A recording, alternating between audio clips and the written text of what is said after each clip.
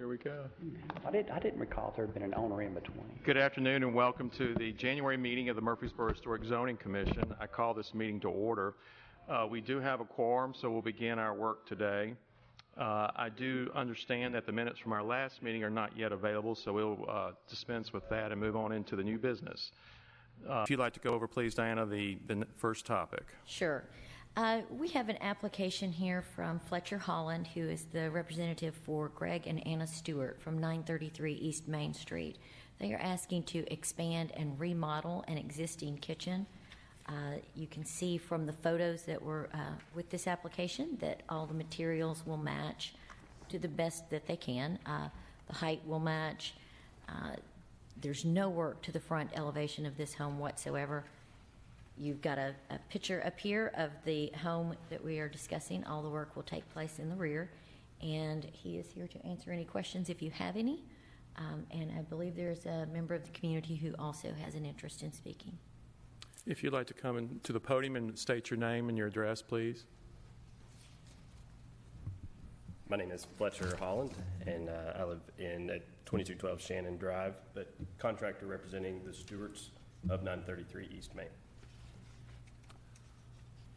Would you like to just briefly discuss the scope? Yeah, the scope is roughly 200 square feet of an addition onto the back of this home, all matching. It's almost just an extrusion of the back wall, straight back to the property, inside the footprint of the outskirts of the house itself. So really just a small addition adding on to this home.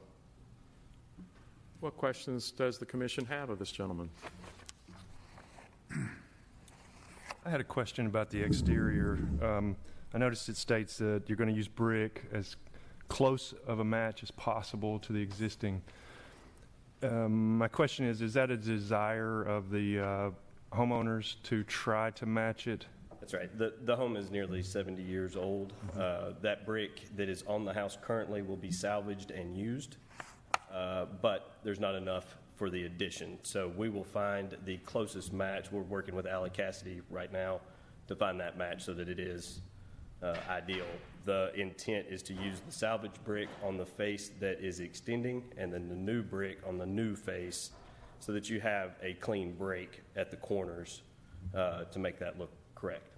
Wonderful, wonderful. Big reason I ask is sometimes, well, obviously there would be no way to really match it perfectly. And then oftentimes when dealing with historic structures, you don't want to match. But seeing as this is such a small addition, I could see where it might look a little odd if it did not. So thank you. Any other questions or comments? And as an architect, too, frequently we will offset an addition a little bit to offset the change in color. And as you know, even if you were building this house today and ran out of brick and reordered it, you may not get the same color. So have you considered at the joint, even with your toothing it in, or just have a cold joint on the side there that you might put a downspout at that joint to hide? Correct. Definitely a control joint for the new structure to the old, but yes, definitely a downspout is ideal. I noticed in the photographs that there is a downspout on that back corner on the back side. If you moved it, you don't have to move it anyway. If you moved it to that joint, whether it's toothed in or a cold joint, a control joint, it would help to hide the variation, even though it's been moved around, because the mortar joint, unless you're cleaning all the brick too, it's going to be very obvious that it's been added if you look carefully. But people driving by that fast, it's going to be at the end of the house. I don't really see a concern. You'll match the gutter, you'll match the roof, pitch, everything about it. That's right. Yeah, the frieze will wrap around. It's really just an extrusion of that rear wall. You're just going to stretch it. That's right. Okay. Yeah. What other questions does the commission have? I make a motion we approve as submitted. Well, we do. I don't know the proper procedure, to be honest with you, but we do have someone who'd like to speak, I understand, from the public. She's actually...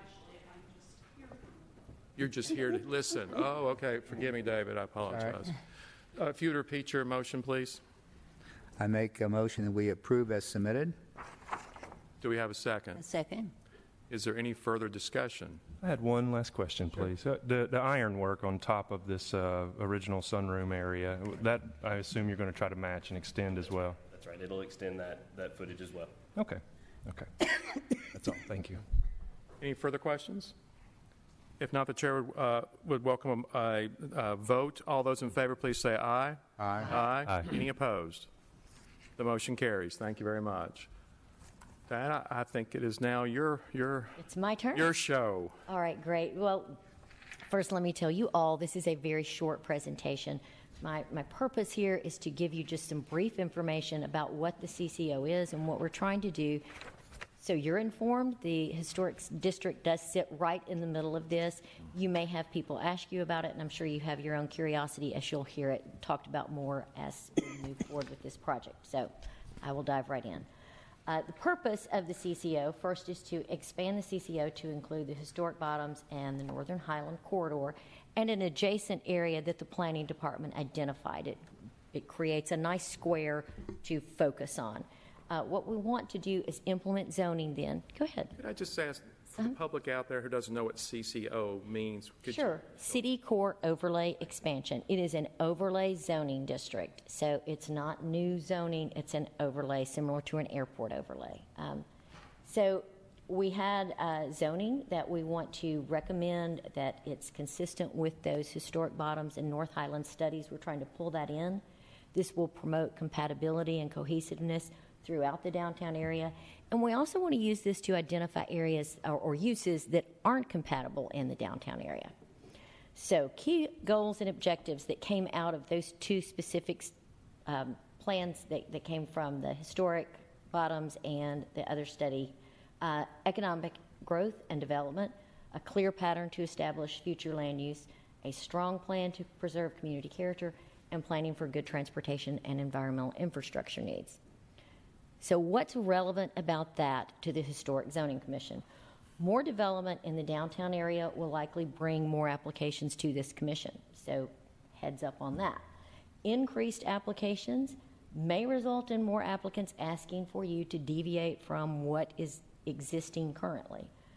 Increased development, hopefully, will spur some more refurbishing of the historical structures in the area, and it should increase compatibility with development adjacent to the historic zone. So here's some pictures that came out of those two studies, the North Highlands and Historic Bottoms, that show the kind of development we want in those areas. What we'll also do is we'll be allowed in this overlay district to consider contextual development. Are you sitting right next to a historical home, but maybe that lot isn't in the historic district, but the historic zone is? Right there, we can ask them to, this needs to be contextual, it needs to fit in. So that'll be a bonus. The blue outline here shows you what the existing city core overlay is. And let me be really clear, this is not a second city core overlay. So you're not going to have city core overlay 1 and city core overlay 2. We're expanding what's currently there. We're also adding more detail to what the expansion is, because we've got more information from these plans that came in, and we're going to really beef up what the city core expansion is. Then, oops, I think I skipped a slide. And also, let me add, whatever the strictest regulation is, whether it's the zoning ordinance, the historic zoning ordinance, the city core overlay, strictest always applies. So you don't get out of something because one zone says you can do it and another one says you can't. All right, so these 4 areas were developed in this, the character areas. You've got the Historic Bottoms, obviously came from the study. You've got the North Highland Corridor, which is pretty much the existing CCO right now. Then we have the Midtown Northwest and Midtown Southeast. The Midtown North character area is the area that the Planning Department added, because we felt like that just kind of created a nice circle of downtown development that it needs to be a cohesive, full plan. Let's put it all in there. Excuse me, Diana. What are the street boundaries for that, for the new one? It's hard for me to tell. You've got Johnson, you've got 96 that kind of makes that big loop around there. Then you're coming down 231, and then 431. Yeah, Broad Street. That's Yes. saying the wrong thing. It kind of goes beyond that. I'm not sure of that. It goes beyond Hickerson Street back into that like industrial area. I want to say maybe a block or two. I'm not sure where the exact street is right there, just off the top of my head. Thank you. Okay, and so then we have the 10 character areas. Now, 8 of these character areas were developed from those 2 studies. Again, Planning Department added 2, and that's just simply because of that area we added. There were some areas there that weren't defined. I'm not going to get into detail about that. You all can look at those plans. You probably were on those steering committees. So, the city core overlay expansion, the main things that are going to go on there, you're going to have compatibility standards and setbacks that are relevant to the area. We came in forever ago and gave a suburban code to the downtown area. Well, that's a problem because, you know, you've got development that's up to the street and all different things, and that 30-foot front setback doesn't work. So this is very contextual. It also brings in build to lines. So you're not allowed to set your building tremendously far back on the lot. You've got to match those buildings around you and come up to a certain level. Uses, sub-districts are going to allow more duplexes and triplexes and then limit other uses that aren't a good fit in urban renewal. Traffic flow and parking study is being done right now. The results of that will be, integrated into the CCO code. Right now, as it's written, we are loosening up the parking standards. If there's a parking garage near you, if there's on-street parking, we're loosening up what's required so we can spur that development as well. And that is the end of my presentation. If you all have any questions, let me know.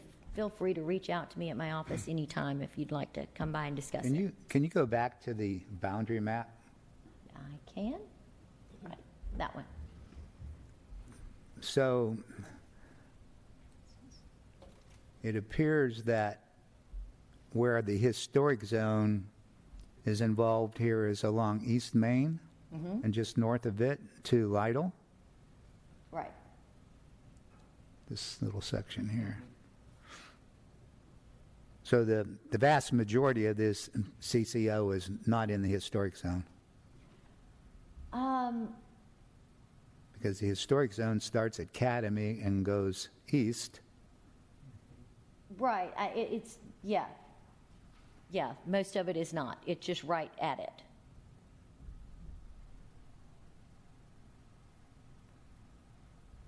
Thank you. I have a question. Is the city core overlay expansion, is that a proposed change to the ordinance? It has not. Proposed. We're bringing it out to people now, letting Okay. them look at it, talk about it. We're going to have a meeting with, let's say it's Downtown Merchants, maybe is the name of the association, or Downtown Dwellers. We've reached out to several different urban community groups. We're going to have a meeting with them. We also have a public, we're calling it an open house. It'll be an informational session here in the Rotunda mid-February. Okay. So you'll have the meetings and then presentation to the Planning Commission at some point? Already done a presentation to the Planning Commission, and we've taken it to City Council, discussed it in broad detail with them. It will go back again. So I guess my question's process. So the Planning Commission has approved, or they? The Planning Commission has said move forward with letting other planning. people know about this and getting Okay. information. And we don't have clear direction yet whether it will go back to the Planning Commission or Okay. not. But normally Planning Commission for a couple of hearings and then Right. City Council for a reading before a We vote. have not had public hearing at the Planning Commission. Yes, we'll have to go through Okay. that entire process. Okay. Right. Yeah, thanks. Did you say that the underlay and zoning classifications will be perhaps changed as well? They will not be changed. They will remain intact. Now, sometimes this may override that. Sometimes that may override. It's going to depend on what the strictest regulation is. As far as like uses and that type thing, this is more going to be a loosening of uses allowed. And when we get further into that, we'll have to go back and look at that zoning and figure out how to make that work because of the rule that strictest always applies. So you're anticipating some density changes? I don't think this really covers density as much. While it is going to allow duplex and triplex development, that is in there more because we run into a lot people come in and they want to upgrade their duplex or triplex. Well, then they find out, well, I'm not allowed to do that in my zone because I'm only zoned for single family. So I'll let this sit here and just rot because I'm not going to lose my density. And if I do a 50% or more improvement, then I'm going to have to be single family. So we're trying to fix that problem in that you would be allowed by right to have duplexes and So it'll have triplexes. an architectural control component as well? Design guidelines would come in on triplexes, Okay. but not single family. We have no architectural control on single family. Triplex meaning 3 units. combined? They were separate on one lot? We don't have that in there right now. Okay. I have a question about some of the things that are by right in this plan. I'm familiar with the original city core overlay, Uh-huh, and I believe we called that one the South Manny overlay originally. okay. And if I'm recalling correctly, that allowed certain uses, certain business uses in this residential area, like home-based bookstore or hair salon. Some of the things, low impact to the community that were added by right. So I'm kind of curious how these other overlays, what sort of things will be added by right? Will the business uses extend past that South Manny version, or is that just something that's unique to that little area? Your mixed residential corridor is going to allow for more of the triplex, quads, that type thing, low impact residential development, not an apartment complex by any stretch of the imagination, but up to a quad. Your mixed use node is going to allow both a mixed use where you could have maybe on the bottom you've got a donut shop and on the top you're renting out a apartment. That type thing would be allowed in that. Urban transitional, you're going to get more business uses allowed. Most of it, you're going to find really what this sitting on top of is already a commercial district, so the use is allowed, and this brings in a little more of the contextual, how it's going to be sitting on that property and addressing the street, and less about what's being done inside the building. We're more concerned with what kind of public realm are we creating, what public living room is being created through the spaces around it. Disney World effect here. We don't care what's going on the inside as much as how does it look, So when you're walking around Disney World, you don't know you're walking by the, mechanics area because it looks like the rest of the place. But it functions in the public realm as a very pleasant place to be. So that's really what this is aiming at. Okay. So Diana, we as a commission could possibly have a situation where on East Main Street, let's just say we have a single-story home that happens to be apartments because they were grandfathered in 20-some years ago. The owner of that property could decide to want to tear that down and put a triplex. So now we have a triplex, the possibility of a triplex right in between single-story homes. You do, but you also have that it has to contextually fit in the environment. Okay. So I'm just saying that could come Right. to us. It could come to you, and we would ask them to make it look like a single-family home so that it sat in the environment and addressed it the same way the rest of the street addressed it.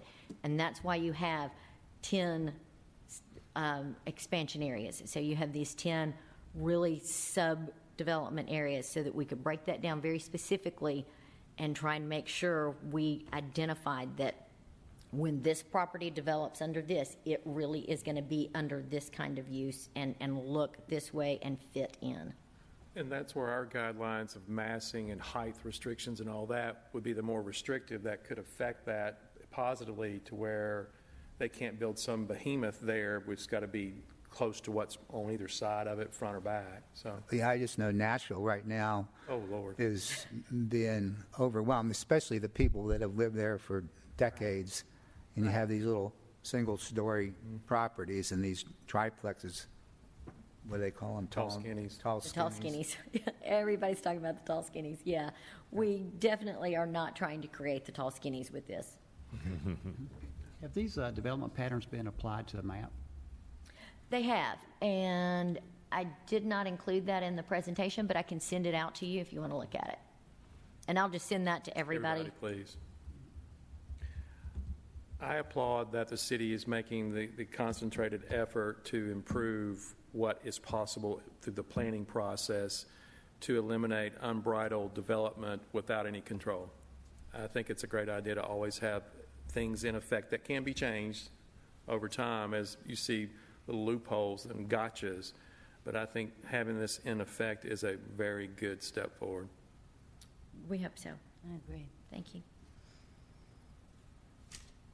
Anything else you want to bring before the commission?